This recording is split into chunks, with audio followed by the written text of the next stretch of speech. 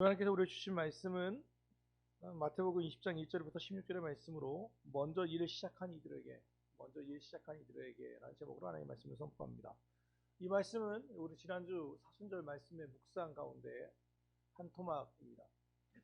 어느 커다란 포도원을 가지고 있었던 포도원 주인이 포도원에서 일할 일꾼을 찾기 위해서 나아갔습니다. 오전 6시쯤 나갔더니 거기에 사람들이 몰려 있었습니다. 저도 대학생 때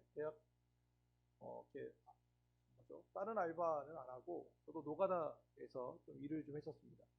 그래서 물어보니까 오늘 그 정무혁 집사가 또 건축 현장에서 일하잖아요. 그래서 물어보니까 저 때는 5만 5천 원에서 5만 원 받았거든요. 하루에 일을 하면.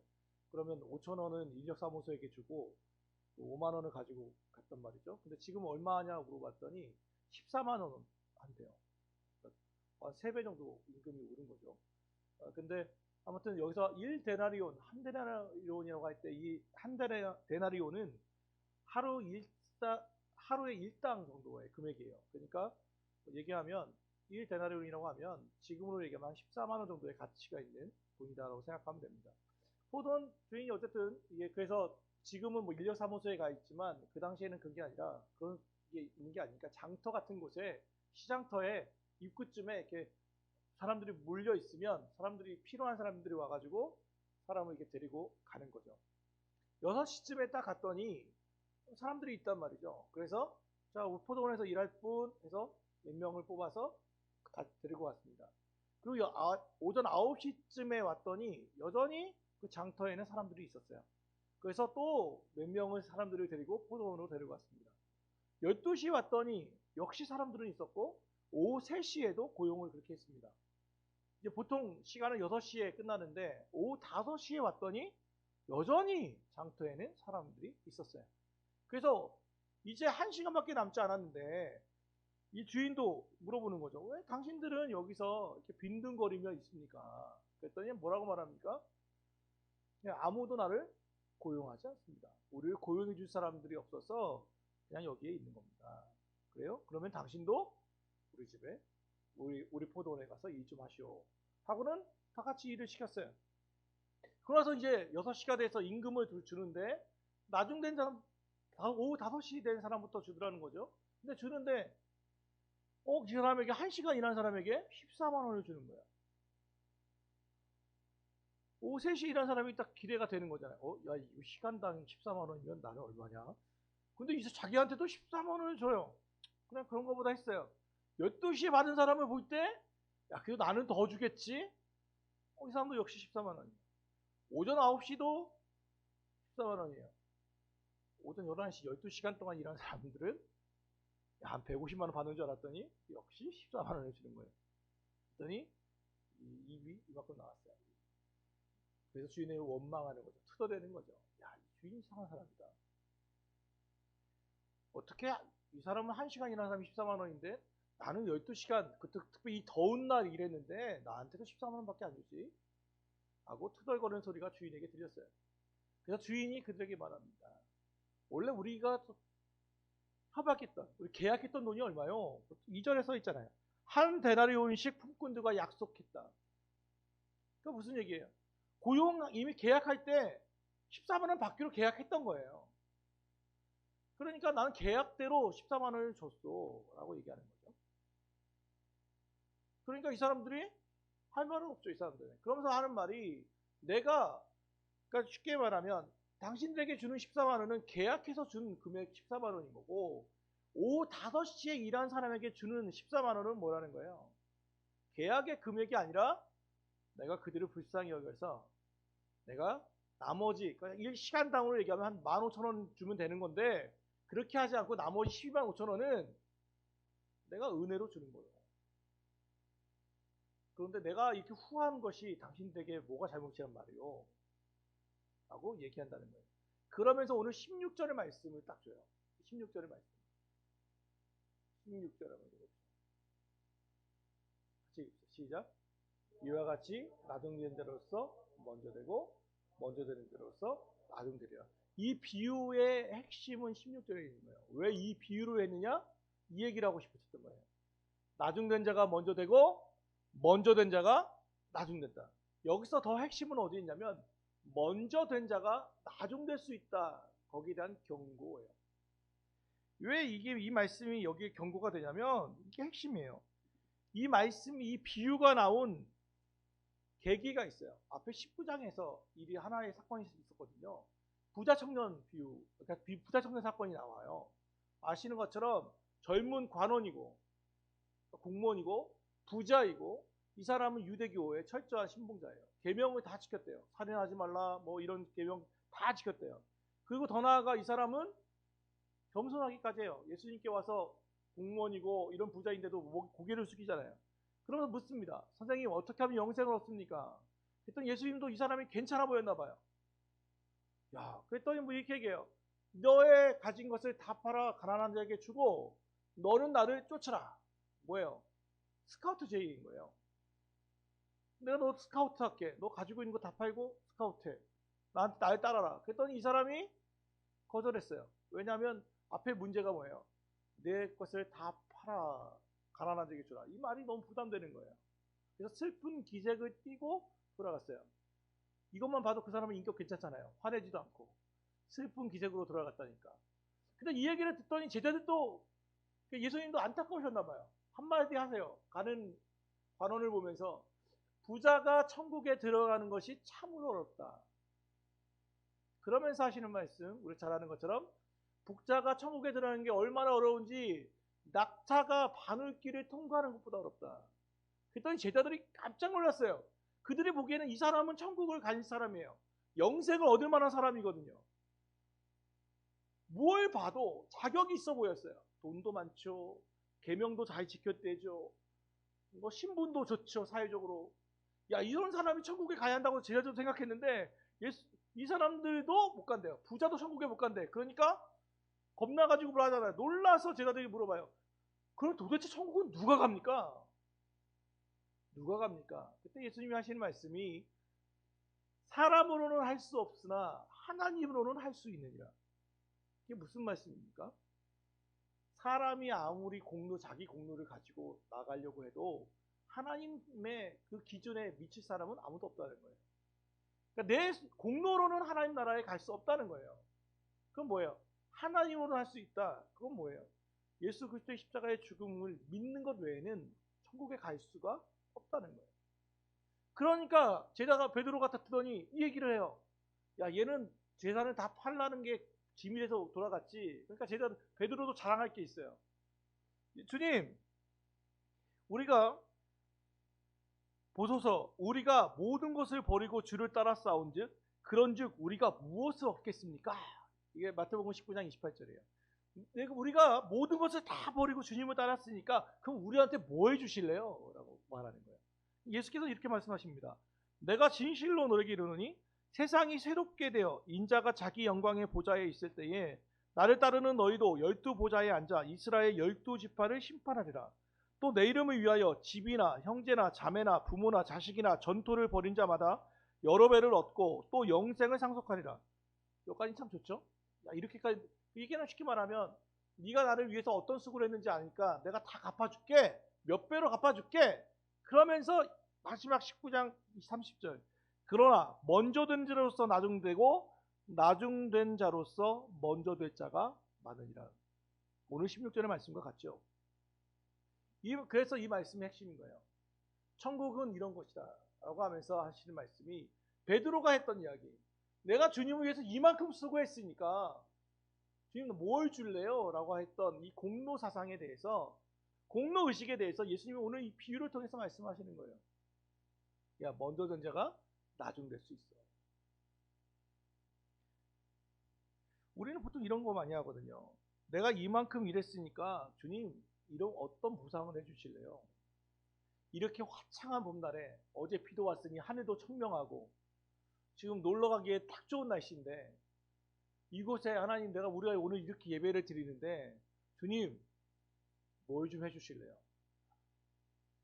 제가 고3인데 아이들 다 학원 가는 시간에 제가 학원에 가지도 않고 하나님 예배에 따라와 이 가족의 평화를 위해 예배 자리에 참석했는데 주님 나에게 무엇을 해주시겠습니까?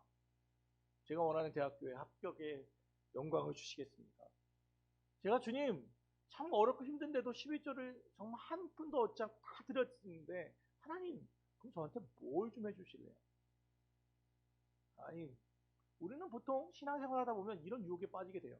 내가 주님을 위해서 이만큼 이걸 했는데 하나님 그럼 나한테 뭘 주실래요? 거래하려고 하죠. 하나님께 자꾸 거래하고 흥정하려고 하죠. 우리 자본주의 사회에 살다 보니까. 근데 사실 원래 우리 민족은요, 거래보다는 덤이라고 하는 단어가 있잖아요. 뭐, 붕어빵도 1,000원에 세 마리 주면 좋았는데, 그러면 1,000원 내면 3마리 주고 1마리 더 주면 거기에 단골이 되는 거거든요. 우리는 덤이라는 거 참 좋아하잖아요. 제가 좋아하는 마트가 그거예요. 거기 고기를 이제 뭐 불고기 같은 거 사주잖아요. 사면 뭐 세근에 2만 원이다. 세근 딱 줘요. 그러면 저울을 딱 재요. 그러고 나서는 저울 끝나고 나서 한 번 더 이렇게 주걱을 줘요. 저는 그것 때문에 그 마트에 가요. 그 덤 때문에. 근데 딴 데 가면 막 1g 막 그람 수로 막 계산하잖아요. 얼마나 야박해 보이는지. 한 번 더 주는 게 좋거든요. 예. 우리 민족은 원래 덤의 문화였거든요. 근데 하나님은 덤을 떠나서 하나님과 자꾸 우리는 거래하려고 하는, 흥정하려고 하는 거예요. 내가 주님 이걸 해주시면 이거 해드릴게요. 하나님 제가 이거를 딱 했을 때 하나님 해주시면 제가 새벽 예배 드릴게요. 하나님 이 병만 고쳐주신다면 제가 제 재산의 얼마를 드릴게요. 자꾸 하나님과 뭐 하려면 딜을 하려고 해요. 딜을. 하나님이 원하시는 건 그런 게 아니에요. 왜요? 하나님이 하시는 것은, 하나님의 원칙은, 이건 자본주의 사회가 아니라 뭐라고 했어요? 1절의 시작은 천국은 이랬어요.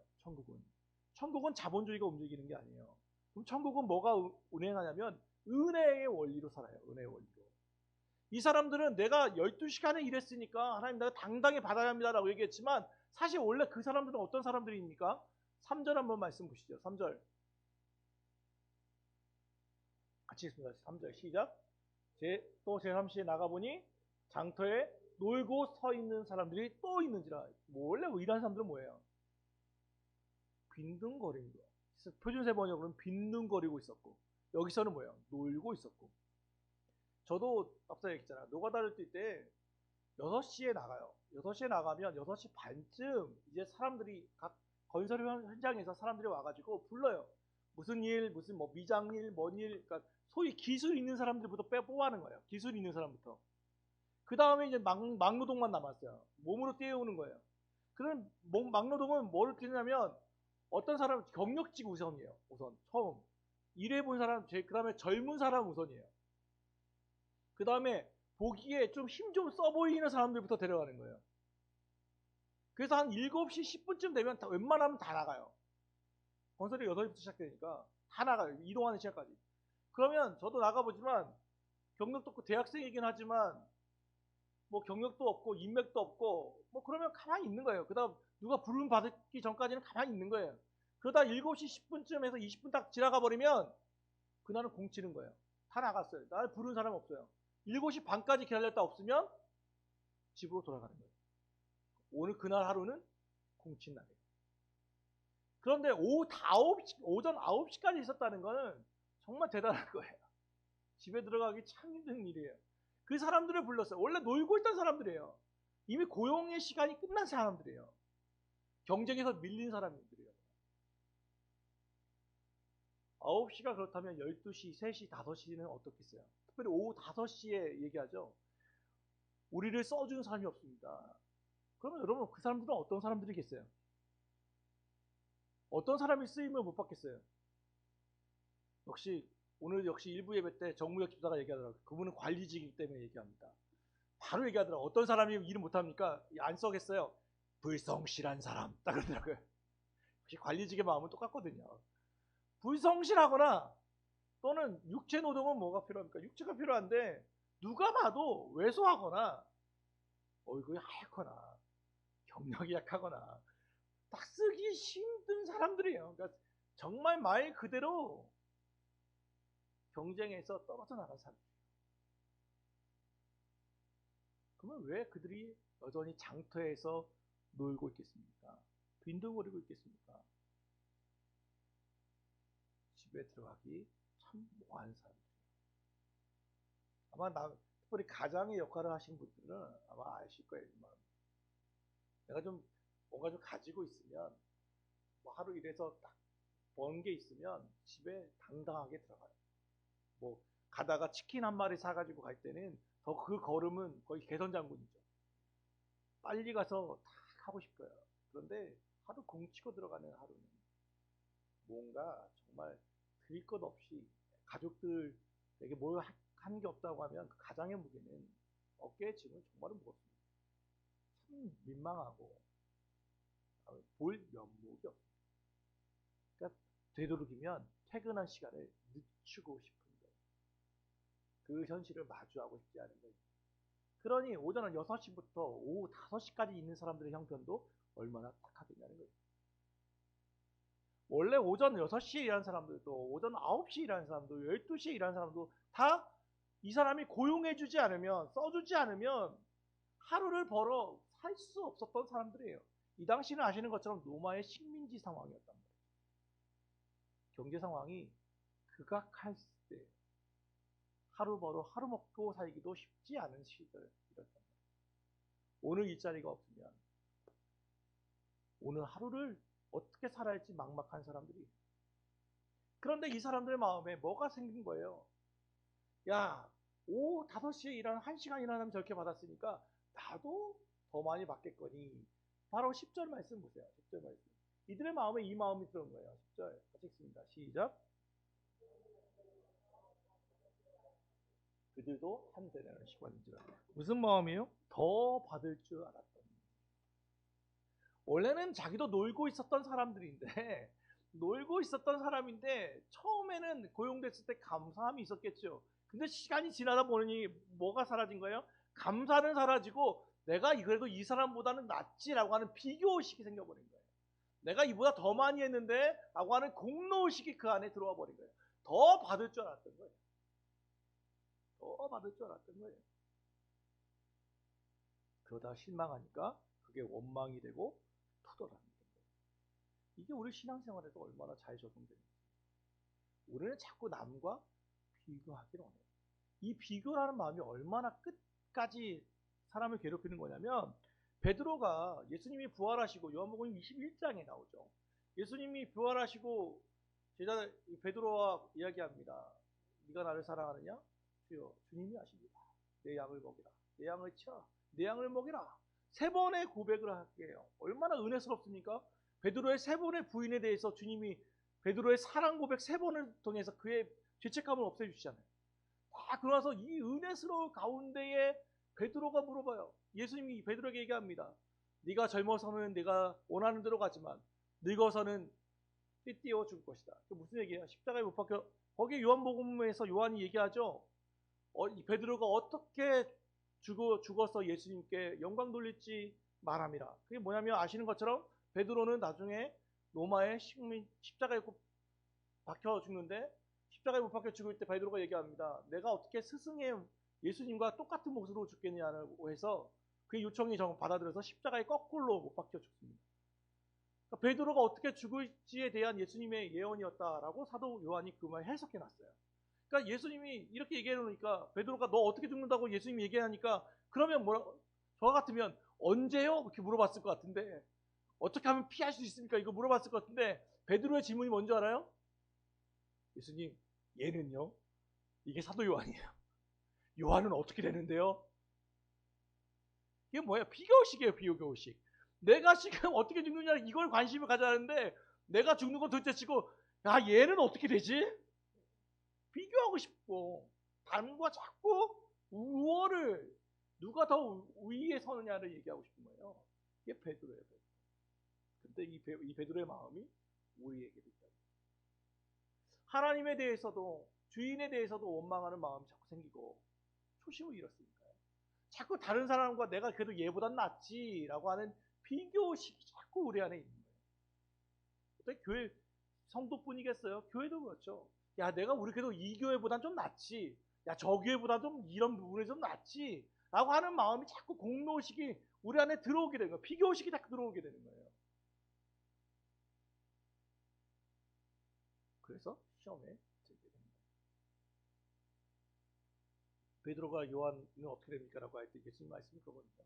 야, 상관하지 마라. 걔는 걔고 너는 너다. 라고 하셨거든요. 쉽게 말하면 그거예요.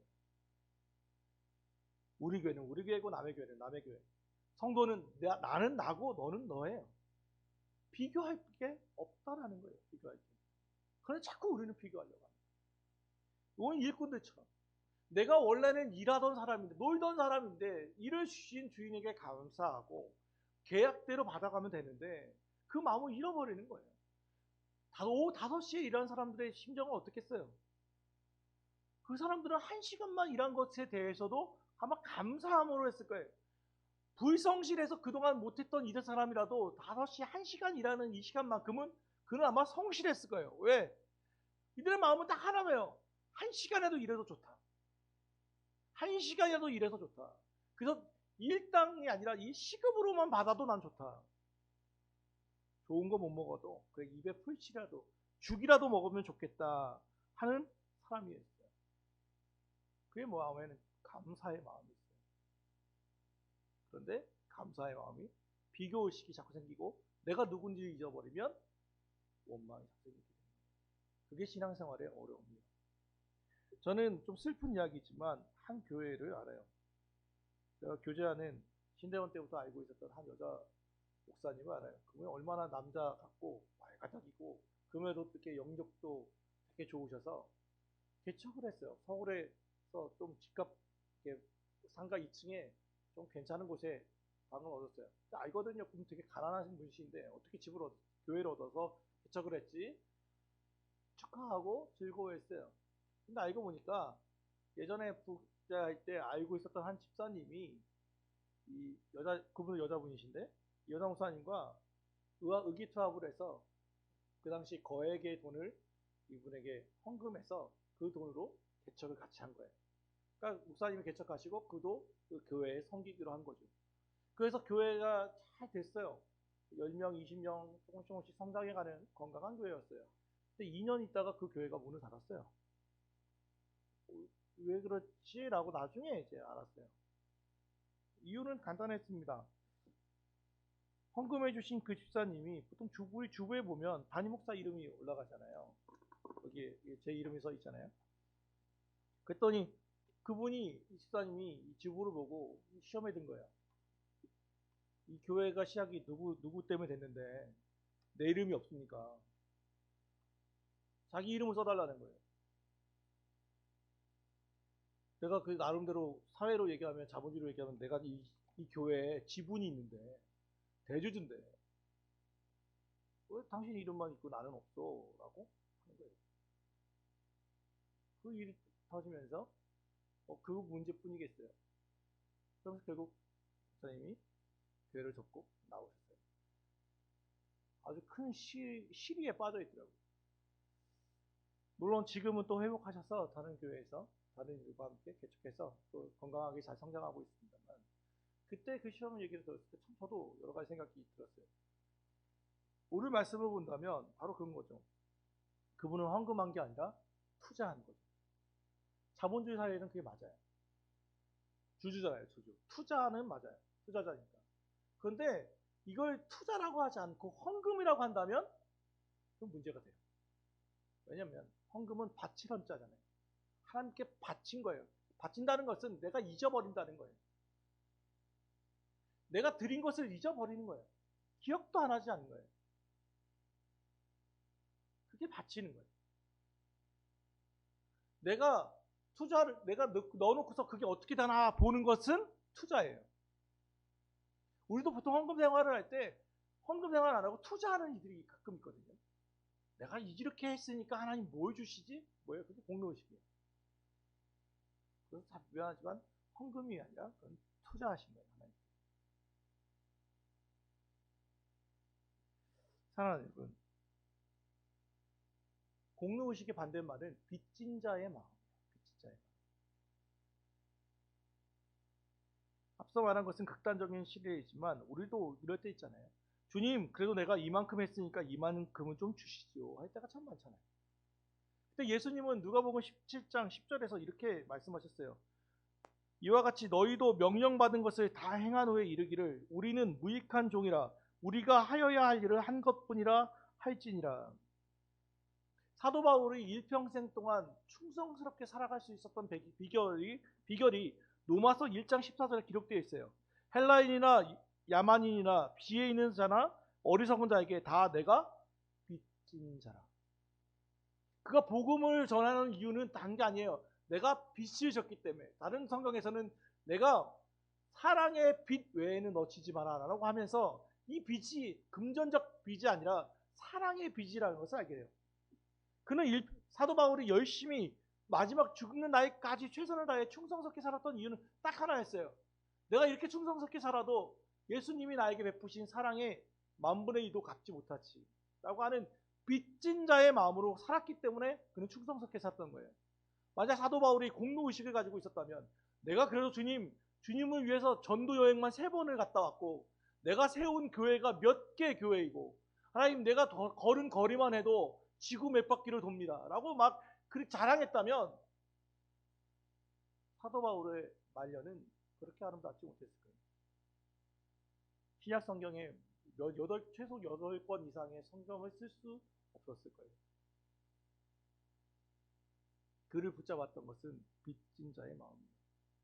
사실은 이 말씀을 준비하면서 저도 그런 생각이 들었거든요. 저도 목사이지만 저도 좀 제 인생을 돌이켜보면 터닝포인트가 한 3번 정도 있었어요. 한 번은 국정원에서 일할 기회가 있었어요. 실급 특채로 뽑힐 기회가 있었어요. 또 한 번은 장교 생활을 할 때 장기 복무를 권유받은 적이 있어요. 또 한 번은 신대원 가기 직전에 제가 섬기던 병원에서 내가 너를 키워줄 테니까 신대원 가지 말고 끝까지 병원 행정가 전문가가 되라고 하는 스카우트 같은 제의를 받은 적이 있어요. 제 생각에 한 3번 정도의 기회들이 있었죠. 목회자의 기회를 가지 않고 다른 일을 했을 때. 딴 건 잘 모르겠는데 국정원은 좀 아깝긴 하더라고요. 그런데 여러분 그런 생각 한번 해보세요. 제가 만약에 어렵고 힘들 때 하나님께 이렇게 하는 거예요. 하나님 내가 그래도 이런 길을 안전한 길, 소위 평탄한 길이 있었는데 하나님 내 이 길을 다 포기해가고 여기를 이 개척교회 목사가 되었는데 하나님 그럼 저한테 뭐 해주실래요? 라고 말한다면 이게 뭐예요? 공로의식. 하나님과 거래하려고 하는 마음이 되는 거예요. 근데 이 마음이 없는 거예요. 들려고 할 때마다 왜 사람이 없겠어요? 힘들 때는 이런 생각이 자꾸 들죠. 내가 괜히 이런 일을 했나 라는 생각이 들었잖아요. 그때 오늘 이 말씀이 다시 한번 생각되는 거예요. 뭐였고요? 빚진 자의 마음이에요. 나는 오후 6시에 일하는 사람, 오전 11시에 일하는 사람이 아니라 오후 5시에 일하는 사람이다 라는 것을 깨닫게 돼요. 오후 5시에 일하는 사람이에요. 아무도 불러주지 않은 곳에서 홀로 빈둥거리고 있던 나를 불러주셔서 그래도 하나님께서 이 길을 가게 하시지라는 마음, 그걸 초심이라고 하고 은혜라고 해요. 은혜의 마음으로 살아갑니다. 경고의 말씀이면서 우리에게 하시는 말씀이 뭐예요? 또 격려의 말씀인 것은 나중된 자로서 먼저 되고 먼저 된 자가 나중된다. 첫째가 꼴찌되고 꼴찌가 첫째 된다는 말씀은 쉽게 말하면 이것은 누가 선착순의 문제가 아니라 누가 초심을 끝까지 가지고 있느냐의 문제랍니다. 누가 첫 마음을 가지고 가느냐. 누가 첫 마음을 가지고 있느냐. 참 쉽지 않아요. 우리 신앙생활은 정말 만만치 않습니다. 우리 믿음 생활한다는 것은 첫 초심을 기억한다는 것은 정말로 어려운 일입니다. 그러나 요한계시록에 나오는 한 교회의 예가 있죠. 너는 이것도 잘했고 이것도 잘했고 잘했다. 그런데 내가 너에게 딱 한 가지만 책망할게. 뭐냐면 나에 대한 첫사랑을 버렸어. 여러분 한번 생각해 보세요. 이 말씀이 얼마나 끔찍한 말씀인지. 부부 사이에요. 당신은 나에게 이것도 해줬고 저것도 해줬고 아침밥도 차려줬고 뭣도 주고 너같이 현모양처인 여자를 내가 본 적이 없어. 그런데 당신은 나를 첫사랑을 버렸어. 바꿔 얘기해 보세요. 당신은 나에게 돈도 가져왔고 이것도 가져왔고 다 가져왔고 우리 아이도 잘 키웠고 그랬는데 당신은 첫사랑을 버렸어. 이보다 끔찍한 게 어디 있어요? 사랑 없이 살아간다는 게 얼마나 어려운지. 요한계시록이 한 교회에 대한 경고가 이거예요. 사랑이 없으면 그래서 고린도서 13장의 말씀이 옵니다. 사랑이 없으면 아무것도 아닙니다. 내가 천사의 말을 하고 뺑가를 치고 무슨 난리법석을 다 치워도 산을 옮겨 바다로 가도 그게 뭐가 없으면, 사랑이 없으면 아무것도 아닙니다. 오늘 말씀과 연결되죠. 사랑하는 여러분, 가까운 교회 성도 여러분, 신앙생활은 철저히 은혜의 원리에서 이루어져야만 합니다. 주님이 은혜로 나를 구원하셨습니다. 불쌍히 여기셔서 구원하셨습니다. 우리는 오전 6시에 일한 이들이 아니라 오후 5시에 겨우 일거리를 얻은 이들인 것을 기억하며 사시기를 바랍니다. 그러므로 우리는 다른 이에게 대할 때도 은혜를 베풀며 살아야만 합니다. 시작이 반이다 라는 말이 있죠. 참 좋은 말입니다. 그만큼 시작은 어려운 것입니다. 그러나 다른 말도 있죠. 가다가 아니 가면 아니 간만 못하다. 이 말은 안 간 게 잘못됐다는 것이 아니라 마무리가 얼마나 중요하냐의 이야기입니다. 신앙생활도 마찬가지입니다. 시작하는 것도 정말 중요합니다. 그런데 또 하나는 어떻게 마무리하느냐가 더 중요합니다. 신앙생활을 시작한 이들 참 잘하셨습니다. 어떻게 마무리할까도 기억해 보시고 기도하십시오. 할 일 없었던 나를, 인생을 낭비하다가 지옥으로 갈 수밖에 없었던 나를 은혜로 구원하시고 주님의 일을 하게 하신 주님 감사합니다. 그러나 오후 5시에 일을 시작한 이의 마음, 곧 감사와 은혜의 마음으로 우리 인생을 겸손하게 끌어 주십시오. 이게 바로 우리의 기도가 아니겠습니까? 이런 마음으로 하루하루 한 걸음 한 걸음 주 앞에 나아가는 가까운 교회 성도들 되기를 주 예수 그리스도로 축원합니다.